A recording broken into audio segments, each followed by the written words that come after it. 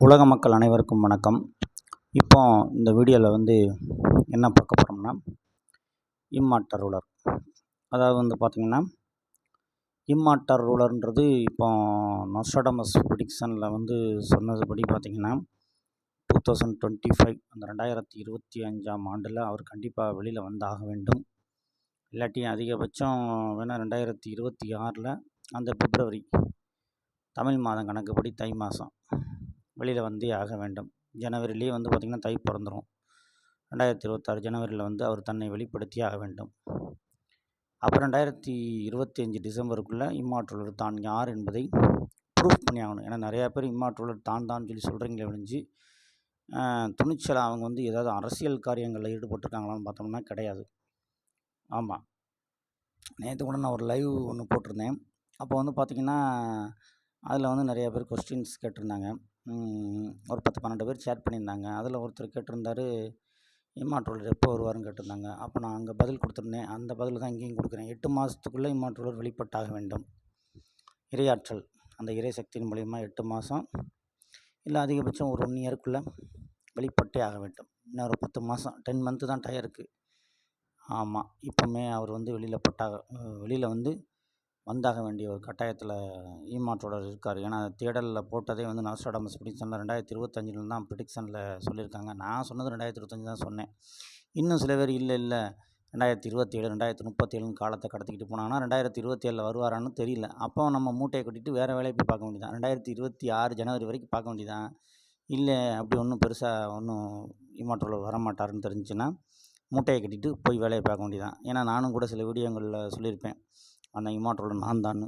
ஆனால் பட்டு இறையாற்றல் உங்களுக்கு ஏதாவது ஒரு இதை பண்ணும்போது தான் நம்ம வெளியில் வர முடியும். ஸோ அப்போ இம்மார்ட்டல் யாருன்ற குழப்பங்கள் இந்த அறம்பாடி சித்தர் பாடல் மட்டும் இல்லை, இந்த ப்ரிடிக்ஷன்ஸ் எல்லாம் பார்த்து நிறையா பேர் தான் சொல்லி சில பேர் சரி நம்ம சில பேர் குறைச்சி சொல்ல வேண்டாம். சில பேர் தான் சொல்கிறீங்கன்னு அரசியல் ரீதியாக பெரிய அளவில் எந்த சாதனைகளும் செய்யவில்லை. அரசியலை நீங்கள் சாதனை செஞ்சால் தான் பதவி அடைய முடியும். இன்னும் மன்னராட்சி நடந்துக்கிட்டு இருக்கு. நீங்கள் போய் டக்குன்னு ஒரு படைபலத்தோடு போய் அங்கே இருக்கவங்கள பூரா அடித்து விரட்டிட்டு நீங்கள் போய் உட்கார முடியுமா? ஸோ அதெல்லாம் நடக்கிற காரியம் இல்லை. 3rd வேர்ல்டு வாரும் வராது எனக்கு தெரிஞ்ச மாதிரி. நான் போன ஒரு வீடியோக்களில் சொல்லியிருப்பேன் வந்துடும் அப்படின்னு சொன்னேன். ஏன்னா அமெரிக்காவோட போக்கு அப்படி தான் இருந்துச்சு. ஆனால் அப்புறம் என்னன்னு தெரில, அமெரிக்கா கொஞ்சம் சைலண்ட்டாக போன மாதிரி தெரியுது. ஸோ 3rd வேர்ல்டு வார் வர வாய்ப்பில்லை. ஏன்னா இந்தியா எல்லா நாடுகளுடைய நட்போடு தான் இருக்குது. அப்படி வார் வந்தாலும் போர் வந்தாலும் கூட அது நமக்கு இந்த சைடு பெருசாக வராது. அது சதியின் அடிப்படையில் தான். ஏன்னா இப்போ நடக்கக்கூடிய இந்த இதெல்லாம் பார்த்திங்கன்னா சதியின் அடிப்படையில் நடந்துக்கிட்டு இருக்குது. இந்த போர் அப்படின்றதே அமெரிக்கா அமைதியாக இருந்தாலே பிரச்சனை இல்லைன்னு நான் நினைக்கிறேன். இஸ்ரேல் அமெரிக்கா இந்த 2 நாடும் அமைதியாக இருந்தாலே போதும். ரஷ்யாவை அமைதிப்படுத்தினாலே போதும், உலகம் அமைதியாயிரும். இந்த நாடுகள் எல்லாம் தான் சும்மா இல்லாமல் சின்ன சின்ன நாடுகளில் இருக்கக்கூடிய பிரச்சனைகளில் போய் தலையை விட்டுறதுனால தான் போர் ஒரு பக்கம் வந்துகிட்டு இருக்குது. இது இளம் நாட்டிலும் சதின்னு சொல்கிறோம். சரி, இதெல்லாம் ஒரு பக்கம் இருக்கட்டும். ஸோ இப்போ இந்த இம்மார்ட்டலோட தேடலில் இருக்கிறவங்க, அதுக்கு தான் இந்த வீடியோவில் நான் சொல்ல வந்தது. தேடலில் இருக்கிறவங்க இன்னும் அதிகபட்சம் ஒரு 10 மாதங்கள் 2026 ஜனவரிக்குள்ளே பிப்ரவரி ஸ்டார்டிங்லேயாவது வெளியில் வந்தாகணும். பிப்ரவரி 1ஆம் நீங்கள் வெளியில் வந்தே ஆக வேண்டும். ஆமாம், இல்லாட்டி அவ்வளோதான், காலம் கடந்து விட்டதுன்ட்டு வேறு டாபிக் பற்றி பேசிட்டு நம்மலாம் கிளம்ப வேண்டியதான். அடுத்த அரசியல் முன்னெடுப்பை எடுத்து போக வேண்டியதான். அடுத்த அரசியல் முன்னெடுப்பு தான். அதுக்காக நம்ம அப்படியே விட்டுட்டு போகிறது கிடையாது. மக்கள் சேவையை அரசியல் மூலிமா பண்ணலாம். இல்லை ஒரு எந்த வழியில் வேணால் மக்களுக்கு சேவை செய்யலாம். நம்ம அநியாயத்தை தட்டி கேட்கணும்னு நினைக்கிறதே ஒரு நல்ல விஷயம் தானே. ஸோ இப்போ இன்றைக்கி நான் இன்னொரு டாபிக் ஒன்று பேச போகிறேன். அது என்னென்னு பார்த்தீங்கன்னா, நம்ம இந்த தெலுங்கானா ஸ்டேட் அப்படின்னு சொல்லக்கூடிய ஆந்திராவில் இருக்கக்கூடிய தெலுங்கானா ஸ்டேட்டில் நேற்று இந்த டாபிக் பேசணும்னு நினச்சேன். இயற்கை சார்ந்த ஒரு வீடியோ போட போகிறேன்னு சொன்னேன். அடுத்து இயற்கையை பற்றி பேச போகணும். அதுதான் இப்போ பேச வரேன். அப்போ ஆந்திராவில் இருக்கக்கூடிய தெலுங்கானா ஸ்டேட்டில் பார்த்திங்கன்னா, இப்போ ஹைதராபாத் யூனிவர்சிட்டின்னு ஒன்று இருக்குது. அங்கே பார்த்திங்கன்னா ஒரு முக்கியமான பிரச்சனை ஒன்று ஓடிக்கிட்டு இருக்குது. அதாவது ஒரு ஹைதராபாத் யூனிவர்சிட்டின்னு சொல்லக்கூடிய அந்த காலேஜ், இந்த யூனிவர்சிட்டிக்கு பக்கத்தில் ஒரு 400 ஏக்கர் இடம் இருக்குது. அந்த இடத்த இப்போ 50 ஜேசிபி வச்சு க்ளீன் பண்ணுறதுக்கு உத்தரவு கொடுத்துருக்காங்களாம். அதை க்ளீன் பண்ணியும் முடிச்சிட்டாங்களாம். ஆனால் ஃபுல்லாக க்ளீன் பண்ணல போல். அதனுடைய டேட்டா பார்க்கும்போது ஃபுல்லாக க்ளீன் பண்ணலை. ஆனால் 50 ஜேசிபி வச்சு க்ளீன் பண்ணும்போது 50 மாணவர்கள் போய் போராடியிருக்காங்க. அந்த 50 மாணவர்களையும் ரொம்ப சில மாணவர்களை கொடூரமாக தாக்கி கைது பண்ணியிருக்காங்க. அதில் மாணவர்களை கைது பண்ணி அந்த ரேவந்த் ரெட்டின்னு சொல்லக்கூடிய அந்த state CM, Telangana state CM Revanth Reddy Congress கட்சியை சார்ந்தவர் தான். கார்ப்பரேட்களுக்கு அவர் சப்போர்ட்டாக போய் அந்த இடத்துல ஒரு ஐடி கம்பெனி அமைக்கணும், அந்த 400 ஏக்கர் நிலப்பரப்பில் ஐடி கம்பெனி அமைக்கணும்னு சொல்லி அந்த கவர்மெண்ட் வந்து அந்த 400 ஏக்கர் காடுகளை அழிக்கிறாங்க. அதுதான் என்னுடைய வீடியோவுடைய நோக்கம் வந்து பார்த்திங்கன்னா, காடுகளை அவங்க அழிக்கிறாங்க. அதை எதிர்த்து நான் கண்டன குரல் தெரிவிக்கிறேன். இந்த தெலுங்கானா ஸ்டேட்டில் இருக்கக்கூடிய சிஎம்க்கு வந்து என்னுடைய எதிர்ப்பு பதிவு செய்கிறேன். எல்லாருமே எதிர்த்து வீடியோ போடுங்க. ஏன்னா நிறையா பெரிய பெரிய சேனலில் போட்டிருந்தாங்க. நான் இன்ஸ்டாகிராமில் தான் இந்த விஷயத்தை பார்த்தேன். இன்ஸ்டாகிராம், ஃபேஸ்புக்கில் போகும்போது என் கண்ணில் பட்டுச்சு இன்ஸ்டாகிராமில். ஸோ இப்போ 400 ஏக்கர் நிலப்பரப்பை வந்து காடுகள் இருக்குது, அந்த காடுகளை வந்து கொடூரமாக வந்து அழிச்சிட்ருக்காங்களா. அங்கே இருக்க மான்களெல்லாம் விரட்டுறாங்க. அங்கே இருக்க உயிரினங்கள் எல்லாம், வன உயிரினங்கள், விலங்குகள், அந்த பறவைகள், அங்கே நிறைய பறவைகள் இருக்குன்றாங்க. அந்த பறவைகளுடைய வாழ்விடத்தை அவங்க அழிக்கிறது வந்து அது இயற்கை ஆர்வலர்கள் மத்தியில் கடும் கொந்தளிப்பு ஏற்படுத்தியிருக்கு. ஏன்னா இயற்கை இல்லாமல் இன்றைக்கி நம்ம கிடையாதுங்க. இயற்கையை வந்து நம்ம அழிச்சிக்கிட்டே போனோம்னா அது வந்து மனிதனுக்கு தான் ஒரு பெரிய பாதிப்பாக போய் முடியுது. அந்த ஐடி கம்பெனி கட்டுறதுக்கு அந்த 400 ஏக்கர் ஹைதராபாத் யூனிவர்சிட்டி பக்கத்தில் இருக்க 400 ஏக்கர் தான் வேண்டுமா அப்படின்னு சொல்லி அவங்க கேட்டிருந்தாங்கன்னா, அந்த ஐடி கம்பெனியோடைய அந்த கார்ப்பரேட் லீடர் இருப்பார் இல்லையா, அந்த பிஸ்னஸ் ஓனர், அவர் வந்து கேட்குறாரு அந்த இடத்தனா, இவங்க பணத்தை வாங்கிட்டு அந்த ஸ்டேட்டில் இருக்கக்கூடிய சிஎம் வந்து அந்த இடத்த க்ளீன் பண்ணி அந்த இடத்துல ஒரு ஐடி கம்பெனி அமைக்கிறதுக்கு அந்த கார்ப்பரேட் நிறுவனத்துக்கு ஆதரவாக போகிறாங்க அப்படின்றது தான் மக்களுடைய ஆதங்கமாக இருக்குது. அங்கே இருக்க மக்களுமே போராட தான் செய்கிறாங்க. இங்கேருந்து வீடியோ போடுறோன்னு நினைக்க வேண்டாம். அங்கே இருந்த மக்களே போராடி அதை தடுக்க முயற்சி பண்ணும்போது 50 பேர்த்த அரெஸ்ட் பண்ணி இது பண்ணிட்டாங்க, கைது பண்ணியிருக்காங்க. அதில் சில பேரை கொடூரமாக தாக்கியிருக்காங்கன்னு கேள்விப்பட்டோம். ஏன்னா எப்போயுமே கார்ப்பரேட்டுக்கு சப்போர்ட்டாக தான் எல்லா ஸ்டேட்லேயுமே இருக்கக்கூடிய சிஎம்லாம் முடிவெடுப்பாங்க. இதுக்கு முன்னாடி இந்த சிஎம்மே அப்படி தான் முடிவெடுத்தாங்க. நீங்கள் ஸ்டெர்லைட் ஆலையில் போராடாமல் என்ன பண்ணாங்க, 13 பேரை சுட்டு கொன்னாங்க இதுக்கு முன்னாடி இருந்த சிஎம். அதனால தான் அதுக்கப்புறம் அவர் தோல்வியை சந்தித்தார் தேர்தலில்.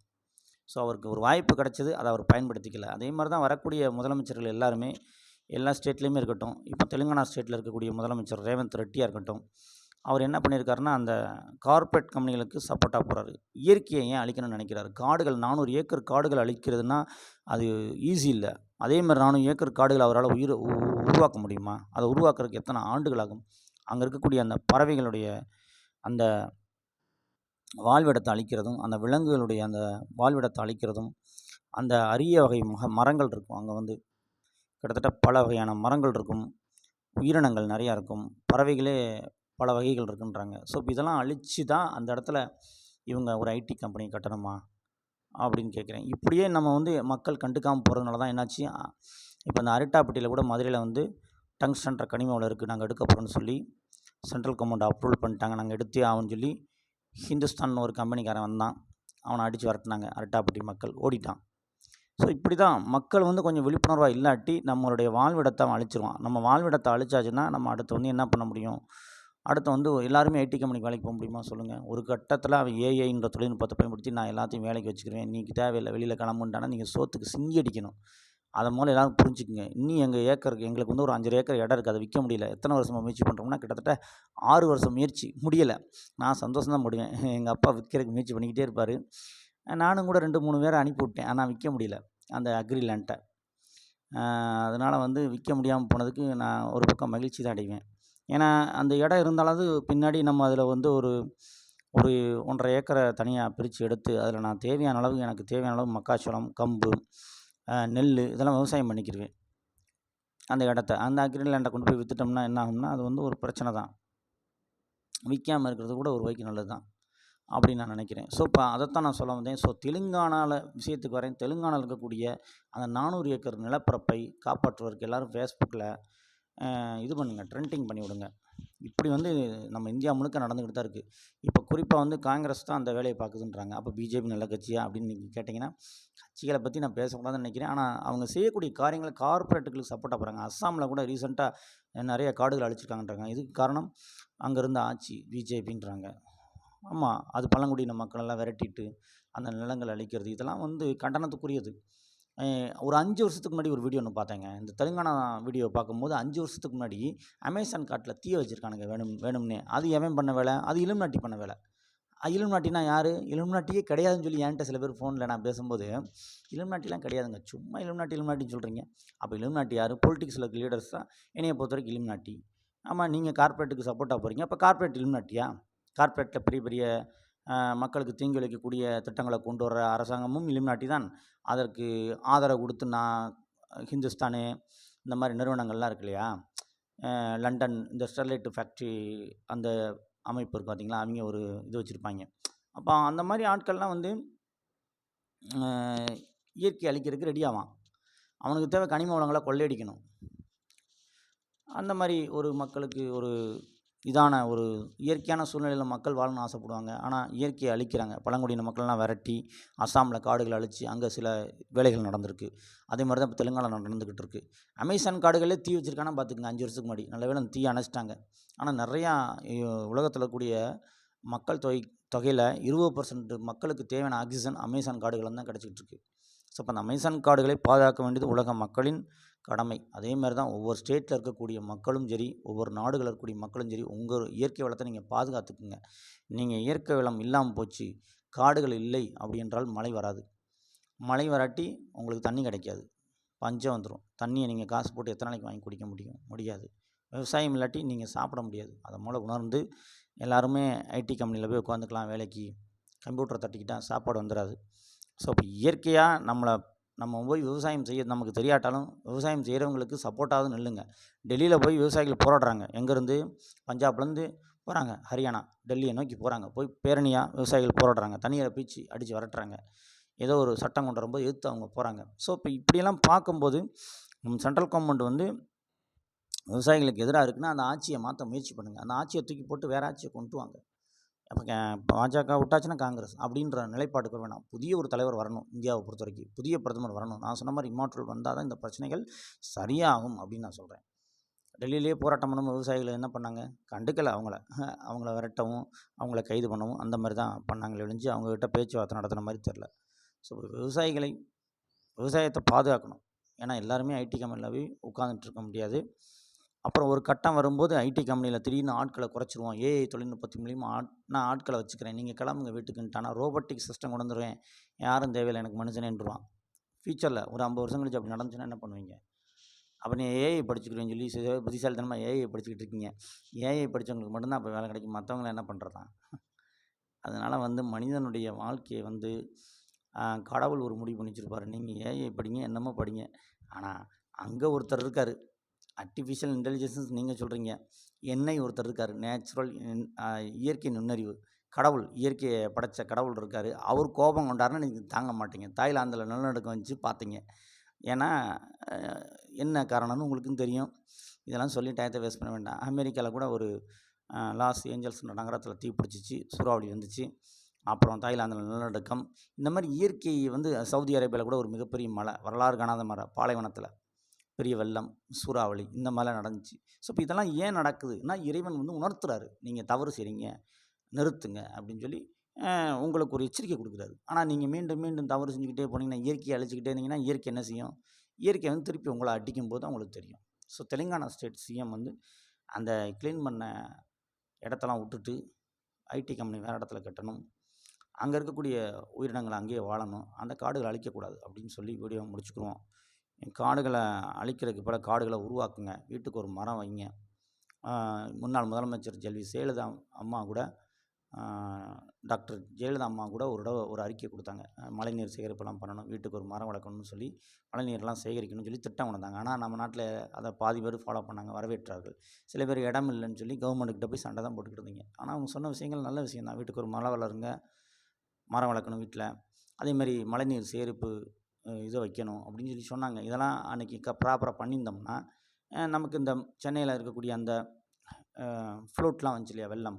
அப்போ சென்னை ஃப்ளோட்டுக்கெலாம் காரணம் வந்து நீங்கள் மழைநீர் சேகரிப்பை சரியாக பண்ணியிருந்தீங்கன்னா அந்த தண்ணியெல்லாம் பூமிக்குள்ளே போயிருக்கும் இல்லையா, போனால் உங்களுக்கு தானே அது நல்லது, நிலத்தடி நீர் மேம்படும். அது மாதிரி இப்போ தான் எல்லாம் பட்டு அரசாங்கமே அதை பண்ணிக்கிட்டு இருக்காங்க. அதனால தான் நம்ம என்ன சொல்கிறோம்னா, இயற்கையை பாதுகாக்கணும், இயற்கையை சார்ந்து வாழ வேண்டும். விவசாயம் என்பது முக்கியம். காடுகளை பாதுகாக்க வேண்டும், அதுபோக கனிம வளங்களையும் பாதுகாக்க வேண்டும். மலைகளை குடஞ்சி நீங்கள் அதை கொண்டு போய் எடுத்து விற்கிறது இந்த மாதிரி பண்ணக்கூடாது. கிரானைட் போடுறேன், நீங்கள் எம்ஸ்டாண்ட் மண் போடுறேன், அது பண்ணுறேன், இது பண்ணுறேன்னு காசுக்காக அரசியல்வாதி என்ன வேணால் பண்ணுவாங்க. ஆனால் அவன் அழிச்சிட்டு போயிடுவான், அவன் செத்துருவான் கடைசியில். நம்மளோட எதிர்கால சந்ததிகளுக்கு ஒரு இயற்கை வளத்தை பாதுகாக்க நம்ம தான் நடவடிக்கை எடுக்கணும். எங்கேனாலும் இயற்கைக்கு எதிராக யாராவது இயற்கை வளத்தை கொள்ளடிக்கிறாங்களா அவங்கள எதிர்த்து போராட்டம் செய்யக்கூடிய மக்களுக்கு ஆதரவாக நீங்களும் குரல் கொடுங்க. அட்லீஸ்ட் ஒரு ஃபேஸ்புக்லேயே ஒரு ட்ரெண்டிங் பண்ணுங்கள், இன்ஸ்டாகிராமில் ட்ரெண்டிங் பண்ணுங்கள், இல்லை நேரடியாக களத்தில் போய் போராடுங்க. இயற்கையை பாதுகாப்போம் அப்படின்னு சொல்லி வீடியோ முடிச்சுக்கிறேன். அடுத்த வீடியோவில் சந்திப்போம் மக்களே. நன்றி, வணக்கம்.